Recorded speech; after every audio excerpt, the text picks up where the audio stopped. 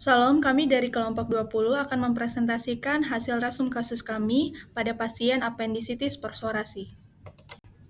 Berikut adalah nama-nama anggota dari kelompok 20. Adapun isi dari video penjelasan kami adalah sebagai berikut.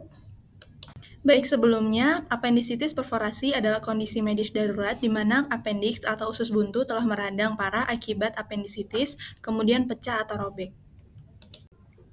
Adapun pasien kelolaan kami adalah anak E berusia 11 tahun yang dirawat di Zarepat SHLVA dengan post-appendektomi. Adapun identitas pasien secara lengkap adalah sebagai berikut. Adapun hasil pengkajian kami adalah yang pertama masalah keperawatan nyeri akut.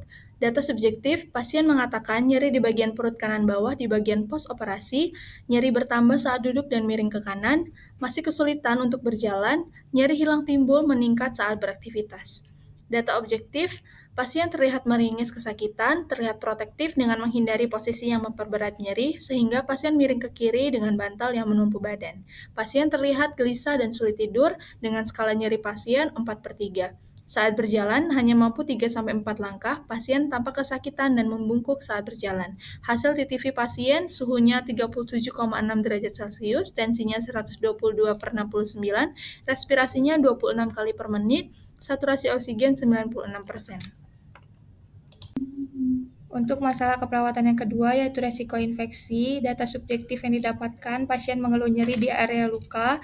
Data objektif yang didapatkan, pasien terpasang drainase, pasien memiliki luka pasca operasi, hasil lab yang abnormal pada trombosit 446.000 per mikroliter, laju endap darah 100 ml per jam, dan CRP 89,3 mg per liter. Masalah keperawatan yang ketiga, kesiapan peningkatan pengetahuan. Data subjektifnya, orang tua pasien mengatakan anak memang tidak suka makan buah dan sayur sehingga sulit untuk buang air besar. Orang tua pasien juga bertanya kapan kira-kira luka operasinya bisa sembuh dan kapan pasien dapat makan berat. Kemudian untuk data objektifnya, orang tua pasien dan pasien terlihat aktif bertanya dan memperhatikan saat edukasi diberikan. Kemudian pasien dan orang tua dapat mengulang kembali informasi yang diberikan oleh perawat. Kami telah menentukan diagnosa keperawatan prioritas. Yang pertama yaitu nyeri akut berhubungan dengan prosedur operasi appendektomi dibuktikan dengan pasien mengeluh nyeri di bagian perut kanan bawah di bagian pos operasi. Rasionalnya ialah skala nyeri yang dirasakan oleh pasien sudah 4/3 yang menyebabkan ketidaknyamanan sehingga mengganggu waktu istirahat, tidur, aktivitas harian seperti duduk, berjalan, bahkan miring. Apabila tidak segera ditangani, maka akan memperburuk kondisi fisik dan psikologis dari pasien. Pasien hanya mampu berjalan 3-4 langkah dengan posisi membungkuk akibat nyeri di bagian perut. Apabila tidak segera diatasi, maka dapat menghambat sirkulasi darah dan memperlambat penyembuhan luka.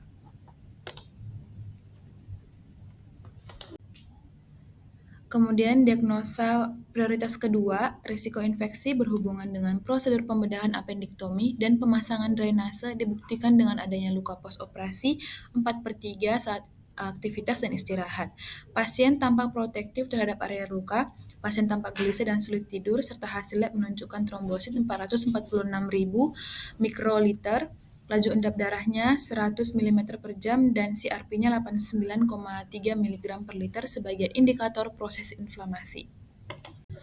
Diagnosa prioritas yang ketiga adalah kesiapan peningkatan pengetahuan berhubungan dengan kurangnya informasi tentang perawatan pasca operasi dibuktikan dengan orang tua aktif bertanya dan dapat mengulang kembali informasi yang diberikan.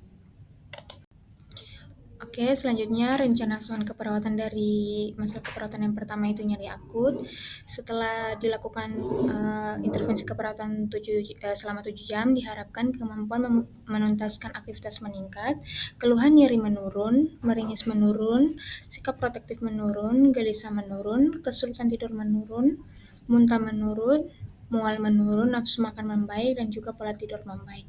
Kemudian intervensinya pemberian analgetik, pertama observasi, identifikasi karakteristik nyeri, kemudian identifikasi riwayat alergi obat, identifikasi kesesuaian jenis analgesik, misal narkotik non-narkotik atau NSAID, kemudian terapeutik, pertimbangkan penggunaan infus kontinu atau bolus opioid untuk mempertahankan kadar dalam serum, kemudian tetapkan target efektivitas analgesik untuk mengoptimalkan respon pasien.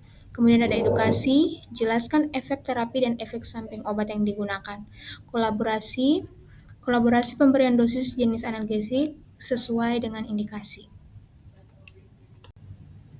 Berikut adalah rasional intervensi nyeri akut. Selanjutnya, rencana asuhan keperawatan, diagnosa, resiko infeksi. Setelah melakukan intervensi keperawatan selama 7 jam, diharapkan tingkat infeksi pasien menurun dengan kriteria hasil, nyeri menurun, drainase purulen menurun, kultur darah membaik, nafsu makan membaik. Untuk intervensinya, pencegahan infeksi. Yang pertama, observasi. Monitor tanda dan gejala infeksi lokal dan sistemik. Kemudian terapeutik, cuci tangan sebelum dan sesudah kontak dengan pasien dan lingkungan pasien. Yang kedua, mempertahankan teknik aseptik pada pasien berisiko tinggi. Kemudian edukasi, jelaskan tanda dan gejala infeksi, ajarkan cara mencuci tangan dengan benar, ajarkan cara memeriksa kondisi luka atau luka operasi, kemudian anjurkan peningkatan asupan nutrisi dan asupan cairan. Selanjutnya, berikut adalah rasional intervensi keperawatan untuk resiko infeksi. Intervensi pada masalah keperawatan yang ketiga adalah edukasi kesehatan. Setelah dilakukan intervensi keperawatan selama 7 jam, diharapkan hasil kriteria berikut: perilaku sesuai anjuran meningkat, verbalisasi minat dalam belajar meningkat, kemampuan menjelaskan suatu topik meningkat, kemampuan menggambarkan pengalaman sebelumnya sesuai topik meningkat, perilaku sesuai dengan pengetahuan meningkat, pertanyaan tentang masalah yang dihadapi menurun, dan perilaku membaik. Adapun intervensinya adalah observasi, identifikasi kesiapan dan kemampuan menerima informasi, identifikasi faktor-faktor yang dapat meningkatkan dan menurunkan motivasi perilaku hidup bersih dan sehat, kemudian terapeutik, sediakan materi dan media pendidikan kesehatan, jadwalkan pendidikan kesehatan sesuai kesepakatan, berikan kesempatan untuk bertanya, kemudian edukasi, jelaskan faktor risiko yang dapat mempengaruhi kesehatan, ajarkan perilaku hidup sehat, ajarkan strategi yang dapat digunakan untuk meningkatkan perilaku hidup bersih dan sehat.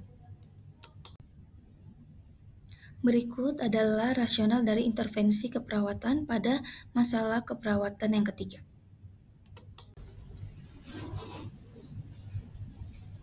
Baik, berikut implementasi yang telah kami lakukan. Untuk diagnosa pertama, yaitu melakukan pengukuran TTV, kemudian pengkajian nyeri, memberikan posisi semi-fowler, memberikan bantal sebagai tumpuan tubuh bagian kiri, membantu pasien istirahat dengan posisi yang nyaman, serta kolaborasi pemberian analgetik yaitu Remopen 20 mg dengan waktu 3 kali sehari.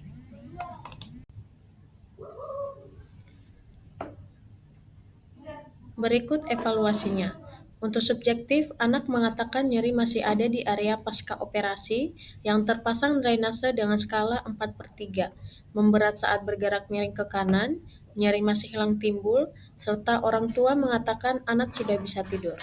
Untuk objektifnya, pasien terlihat masih meringis, pasien terlihat masih bersikap protektif terhadap lokasi nyeri, serta hasil TTV-nya suhu 36,8 derajat Celcius, tekanan darah 103/69 mmHg, respirasi 24 kali per menit, serta SpO2 96%.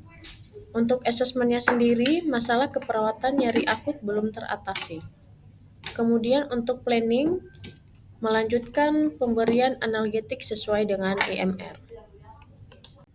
Implementasi diagnosa kedua adalah mengecek balutan luka posoperasi, mengukur suhu tubuh pasien, monitor tanda dan gejala infeksi, memantau dan mengecek pengeluaran cairan pada drainase, mengecek suhu tubuh pasien, monitor tanda-tanda infeksi, edukasi pasien dan orang tua terkait tanda-tanda infeksi, dan peningkatan nutrisi serta cairan. Evaluasi diagnosa kedua yaitu subjeknya pasien mengatakan nyeri di bagian pemasangan drainase, serta orang tua mengatakan anak masih belum mau minum susu dan air. Untuk data objektifnya, pasien terlihat masih merasakan nyeri karena terpasang drainase. Bagian luka postoperasi terlihat tidak ada tanda-tanda infeksi. Drainase terlihat terdapat purulen seperti darah dan cairan kuning pekat. Asupan cairan 50 cc, 100 cc air putih, tidak ada asupan nutrisi lainnya. Untuk bagian A-nya, masalah keperawatan resiko infeksi belum teratasi. Masih perlu pemantauan nyeri dan pengeluaran purulen. Dan yang terakhir adalah planning, lanjutkan pemantauan tanda-tanda infeksi, nyeri, dan purulen di drainase. Untuk implementasi diagnosa yang ketiga, kami telah melakukan edukasi pasien dan orang tua untuk mendukung anak memenuhi asupan nutrisi, yaitu diet cair sesuai anjuran dokter dan cairan.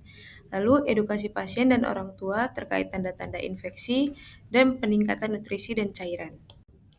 Evaluasi diagnosa yang ketiga, untuk data subjektifnya, pasien mengatakan sudah memahami dan penjelasan tentang tanda-tanda infeksi, pemenuhan nutrisi, dan cairan. Untuk objektifnya, pasien terlihat memahami edukasi yang diberikan, pasien tidak ada lagi memberikan pertanyaan, pasien dapat menyebutkan kembali 3 dari 4 tanda-tanda infeksi. Untuk asesmennya, masalah keperawatan, kesiapan peningkatan pengetahuan teratasi. Planningnya, edukasi dilanjutkan sesuai kebutuhan. Berikut untuk referensi yang kami gunakan. Berikut presentasi resum kasus kami dari kelompok 20. Kami ucapkan terima kasih. Shalom.